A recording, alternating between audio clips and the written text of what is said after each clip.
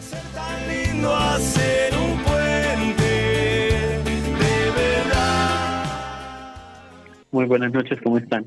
Bueno, le damos la bienvenida aquí al puente y lo estábamos anunciando incluso al comienzo del programa, en el posteo también. Durante 2 semanas estuviste con una lucha, la verdad que muy importante a través de las redes, digo, porque estuviste promocionando el hashtag mientras arde el Amazonas. De hecho, también le preguntábamos a la gente qué haces vos, qué haces tú, justamente mientras tanto, el mientras tanto o más que nada el día después. A mí me preocupa muchísimo esto y vamos a charlar con vos, Mauricio, sobre justamente lo que está sucediendo ahora y lo que se supone que va a suceder luego de que se logre controlar finalmente este tremendo incendio en el Amazonas. Sí, bueno, a ver, hace 2 semanas hubo el boom informativo, pero en realidad el problema venía de antes. Se decía que cuando estalló el problema se decía que ya veníamos de 16 días de incendios. Se hablaba de cerca de 70.000 focos de fuego. Digamos, se le ha dado mucho protagonismo a la Amazonía brasileña porque es la extensión más grande, sin embargo también estaba en fuego parte de Bolivia, Paraguay, Perú, y había inclusive fuegos aislados, no necesariamente relacionados con la cadena amazónica, pero en el Valle del Cauca en Colombia había fuegos, eso no forma parte de la Amazonía, pero también había fuegos. Después resulta que hubo fuegos en Siberia, en África y todo en paralelo, Sí. ¿no? Y siempre con unas dimensiones increíbles. Hace una semana se llegó a decir que el incendio de la selva africana era inclusive más grande que el de la selva amazónica. Entonces la verdad que es una situación muy preocupante, yo diría desesperante, algo que no sabemos cómo ni cuándo va a terminar. Sí, la verdad que incluso a través de este hashtag, ¿no?, que estuviste promocionando, que estás promocionando mientras arde el Amazonas, y de hecho si uno se pone a indagar un poco más, y como lo acabas de decir recién, hay muchísimos lugares en el mundo con focos de incendio importantes, pero lo más triste de todo, y acá, bueno, siempre sabemos que hay intereses creados también, ¿no? La mano del hombre puesta justamente para destruir, ¿no? Sí, a ver, con el tema del Amazonas y en general, o sea, que en Argentina por ahí en este momento tal vez no tengamos incendios, pero es común que haya incendios cada tanto, y lo que nunca para, independientemente de si hay fuego o no, es la deforestación, Claro. Toneladas de madera que son arrasadas todos los días en la selva misionera, en el Chaco. Recordemos que en el 2015 hubo un incendio forestal en el Parque de los Alerces, un parque nacional donde se conservaban árboles de más de 800 años de vida, y también pasó más o menos lo mismo. Fueron 2 semanas de fuego, la inacción completa de las autoridades, y finalmente después de casi 3 semanas de estar ardiendo vino la lluvia y gracias a eso se apagó el incendio. En esta ocasión no hemos contado con la suerte de que venga la lluvia. Hace unos días hubo especulaciones sobre eso, inclusive fue también un hashtag que se hizo famoso en redes sociales que decía lluvia en el Amazonas, pero después se encontró que eran noticias falsas. Bueno, ¿no? justamente hay mucho de eso, ¿no? No sé si desinformación, en realidad es, por supuesto, todo muy tendentista, ¿no?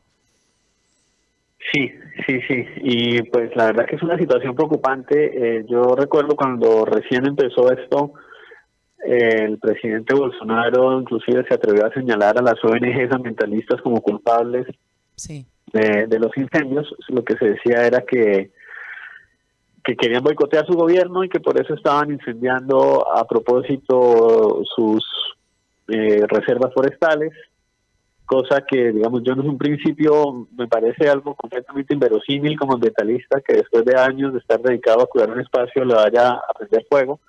Por otro lado, pues quise ser prudente porque pensé que si se atrevía a lanzar semejante acusación tendría alguna prueba, ¿no? Todos los días vemos que la humanidad está muy loca, y si vemos que hay gente que mata a los hijos y que hace cosas rarísimas, pues tampoco quise salir a defender, pero luego se tiraban la culpa de un lado a otro, por supuesto que no había ninguna prueba al respecto, no había nada como que sustentara semejante acusación, él mismo terminó después retractándose, entonces la verdad que no tiene ningún piso en este momento salir a decir que fueron las ONGs quienes iniciaron el incendio, y lo que sí podemos decir es que después de esto, detrás de los incendios forestales siempre hay intereses como por ejemplo especulación inmobiliaria en pequeña medida, pero a gran medida todo lo que tiene que ver con la ampliación de la frontera para la producción agropecuaria. Bueno, justamente de esto quería hablar como ingeniero ambiental. ¿Nos podrás decir que el tipo de suelo en general en el Amazonas, no sé si es tan apto justamente para ese fin, ¿no? Para la agricultura?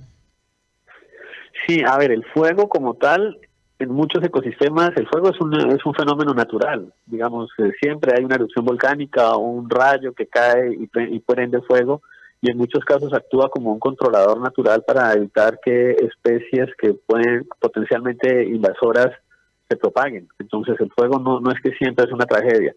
En este caso, cuando vemos que no hubo ninguna erupción volcánica, que no hubo ninguna tormenta y que fueron tantos focos de fuego en paralelo y en un área tan grande, da para pensar que fue algo intencional.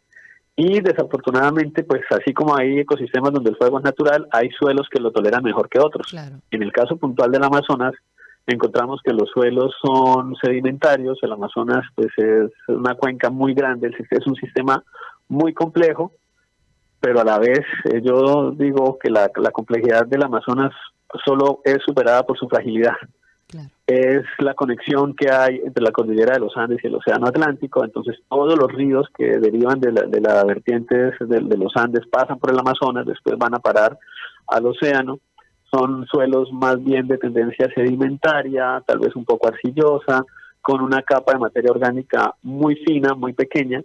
Luego no son suelos que una vez arrasados sean fértiles para la agricultura ni para la ganadería. Ahí lo que pasa es que en el momento en que se quema, la finísima capa de materia orgánica que hay en el suelo se oxida, libera nutrientes, y yo voy a tener suelos productivos para un año, para tal vez 2 años, pero después no. Y sobre todo cuando yo prendí fuego, pues la biodiversidad macro y micro que vive en el suelo, que son los encargados de hacer recircular esos nutrientes, desaparecieron. Claro, Entonces claro.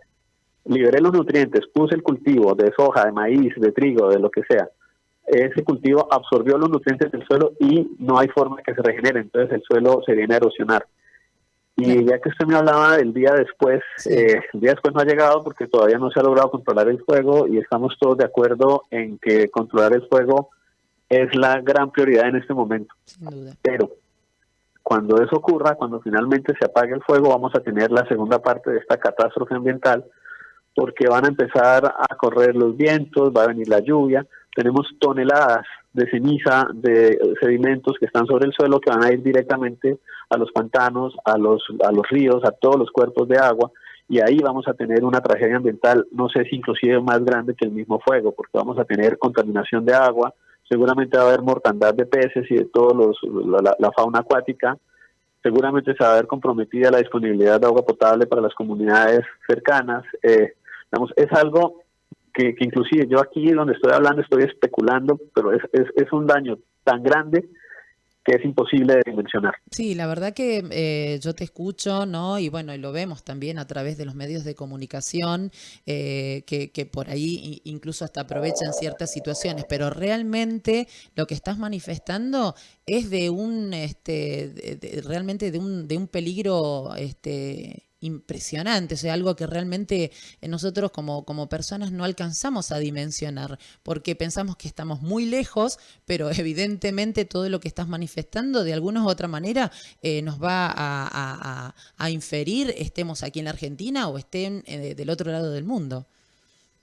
Y sí, a ver, en el Amazonas tenemos el sumidero de carbono. El Amazonas es como más o menos todo lo más grande del mundo, porque tenemos la selva tropical más grande del mundo, el sumidero de carbono, el reservorio de agua dulce, la fuente, digamos, el hábitat para la biodiversidad. Pensemos que el Amazonas está, justamente dijimos, en un lugar donde recoge mucha agua, entonces, y además está ubicado sobre la franja ecuatorial, entonces tiene una estabilidad térmica durante todo el año. con mucha agua, con mucha vegetación, entonces es el hábitat perfecto para que la biodiversidad esté ahí. Entonces muchas especies están instaladas en el Amazonas y hay otras que en la época de invierno migran desde el sur a pasar el invierno allá porque saben que la van a pasar bien, que tienen agua, que tienen comida. Claro. Entonces estamos hablando de una pérdida tan grande, inclusive en el Amazonas había estadísticas de que cada 3 días se descubría algún organismo nuevo, ¿sí? Entonces estamos hablando de biodiversidad que no conocemos, Claro. de quién sabe cuántos, y eso hablando a nivel de plantas y animales, seguro, pero también hablando a nivel de microorganismos, que es peor todavía porque ni siquiera los podemos ver y los estamos perdiendo sin siquiera conocerlos. Bueno, incluso en este momento también y pensando en no solamente la biodiversidad, ¿no es cierto?, animal, de flora, de fauna, ¿no?, sino también la cantidad de comunidades de pueblos originarios que viven actualmente en toda la Amazonía, ¿no?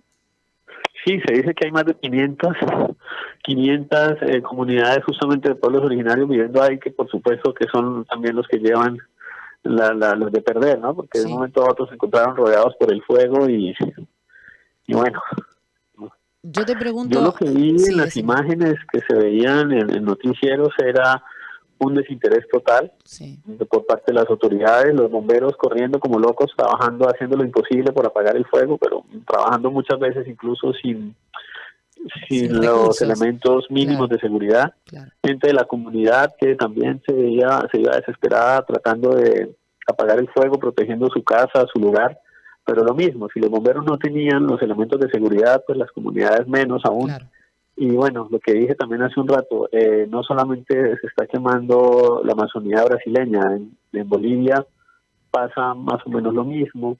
Tampoco, bueno, finalmente el presidente Evo Morales contrató un avión hidrante, pero también después de 17, 18 días claro, de claro. total inactividad, que ahora están en eso, pero lo cierto es que al día de hoy no se ha logrado controlar la crisis.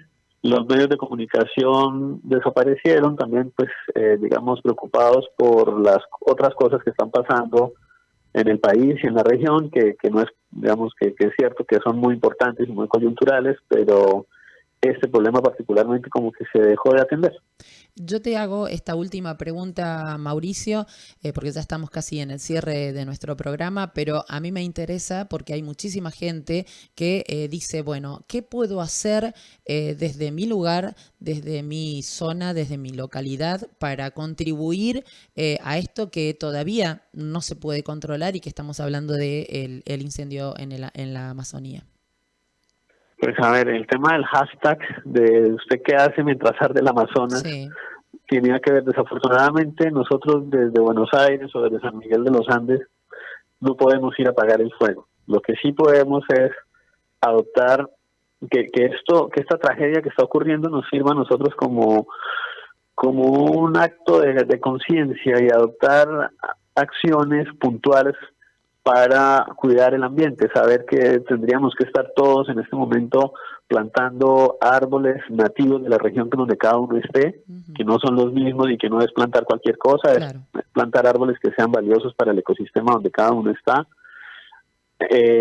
apostarle al consumo responsable de agua, de energía, de gas, de aparatos electrónicos, preguntarle y activar las redes sociales con este tema, preguntarle a los líderes de la región, a los líderes políticos, a los medios de comunicación, a las personas influyentes, qué está haciendo cada uno mientras arde el Amazonas, porque la verdad que es una situación muy dura, muy difícil, que probablemente nos va a tardar siglos en recuperarla. Yo escuché un informe que presentó Brigitte Baptiste, que es una científica investigadora colombiana muy conocida, y ella decía que recuperar la zona, si es que se recupera, va a tardar por lo menos 200 años. claro. Y tiene mucho sentido porque estamos hablando de árboles centenarios. Sí, Entonces, sí. por más que yo pudiera recuperar las especies del Amazonas y plantar las mismas especies que están quemando, pues voy a tener que esperar a que los árboles tengan esa vida que tienen hoy día. Claro, Claro.